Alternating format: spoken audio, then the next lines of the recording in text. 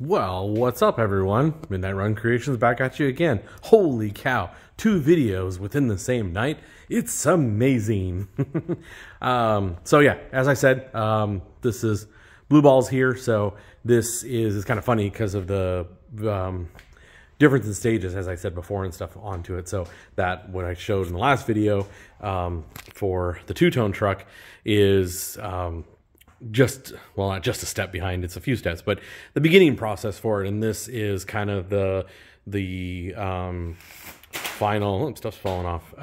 This is the finalization, or the second, I guess, big hump as far as like the wiring and stuff goes, especially again reusing the Crown Victoria wiring and stuff on it. So do a quick kind of walk. Again, I'm not gonna go through a bunch of detail because I've gone through details before on other videos, and then there's also certain details I don't go over on any of the videos because it's my way of doing things, and I get paid to do these builds and do them a certain way and stuff. So, and I've said that before in other videos. So I help out with stuff, but certain things are kind of my deal to do. So we'll just do a quick run through the standard stuff.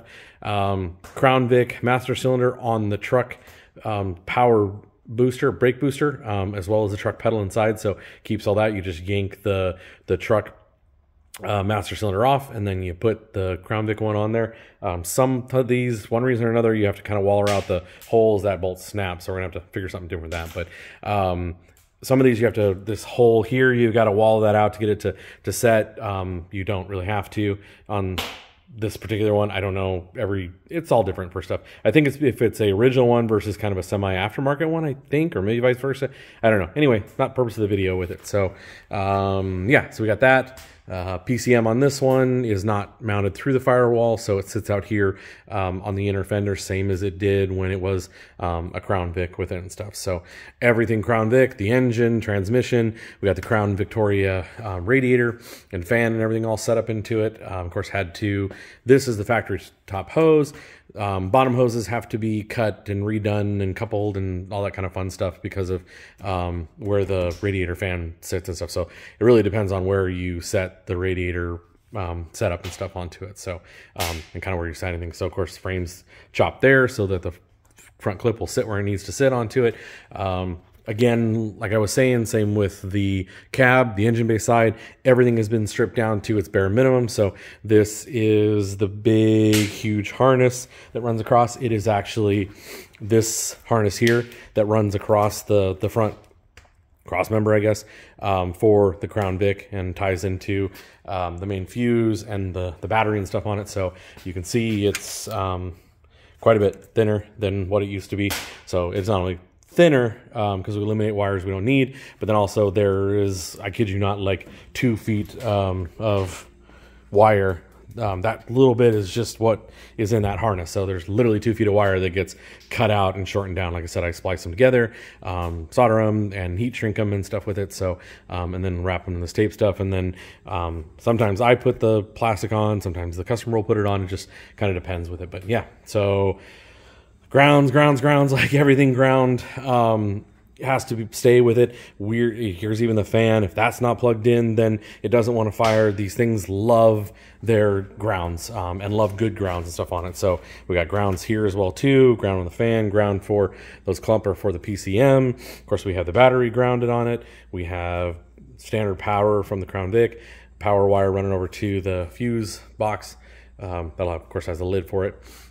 We have the AC system for the Crown Vic. The firewall gets modified so that will fit. Ford's infinite freaking wisdom, they made that so that it goes link, link, and it like jots like that on it for some stupid ass reason, and so it makes it extra fun to get this to fit onto the firewall because it has to be modified and stuff. Again, look back in other videos, and I have that, as well as I post pictures of that stuff on the Facebook pages and the forums and stuff like that too. So check there. There's lots of different ways of doing it, but I prefer to do it that way. I use a much heavier gauge steel so that it sits on there and isn't all flexy and stuff with it. But yeah, so that's the factory AC system all hooked up. Nothing has to come loose from it except for the heater core hoses, obviously.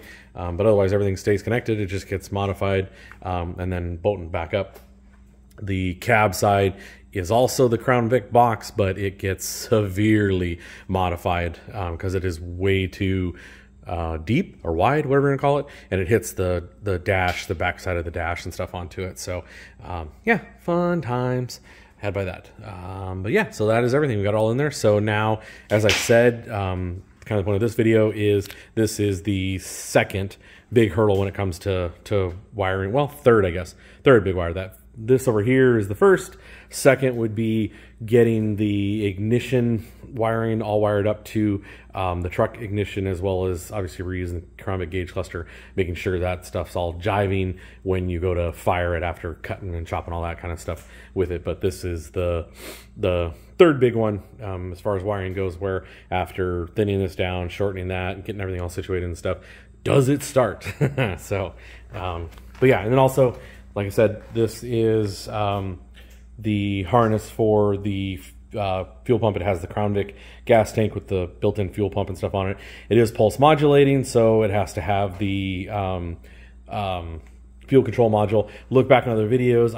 I go through a whole video series. I have a video dedicated to fuel options for this type of swap, because the Crown Vic fuel system is a returnless fuel system, so that's why it's pulse modulating. Check that video out if you want to see all the explanations and the options that you can go with, because you can use any tank you want to use with it. So, and actually you don't have to necessarily use, I think one edit to my video is you don't have to use an aftermarket pump. You can use the Crown Vic one. It's the same, it's a Ford pump, or not, I don't even know, say like Ford one. It may say Fomoco or whatever onto it. So, but it's not actually anything special. It's just, it's pulse modulating by that fuel module based off acceleration. But you can pull that pump out. You can use that pump for any gas tank that you might want to put back here, or hell here, or I mean, wherever you want to put it. Here, this is going to get cross bracing. We'll get to that when we get to it. Again, look at other videos to see that. But this, I mean, you got your front bed mount, but then we have to do cross bracing all in here, because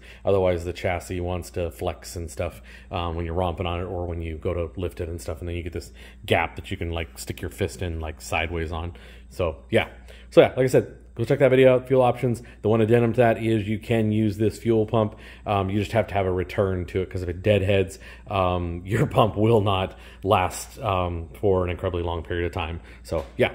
All right, so on to what the point of this is. So I'll get in here. So there is the standard truck ignition, or any really ignition switch for an old vehicle. It's basically, I know some of you guys may hear it, but it's a GM ignition switch is kind of what it is. They're all set up the same with it. So, and then so these tie-ins, which will get them all cut, soldered and stuff with it, but we're just going to get things clamped in so we can again test everything. But so that's, some of those wires are the standard truck stuff, because again I use the whole electrical for the body of the truck to run headlights, taillights, turn signal, and all that kind of fun stuff on it. Here's the truck headlight switch that'll have stuff tied into it, with the lights and stuff tied back into it.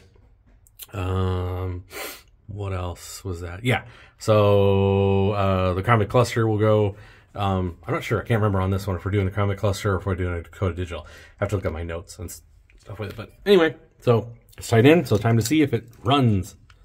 So, oops, this is harder to do with one hand when it's not where it's supposed to be. Ah, this is not going to work with one hand. Huh. All right, we'll set this down.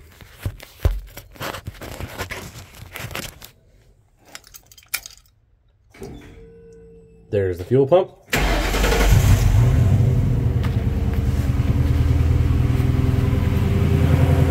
And there she goes. She runs.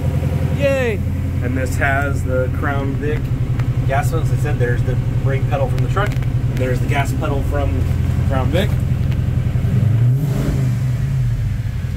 And there she is.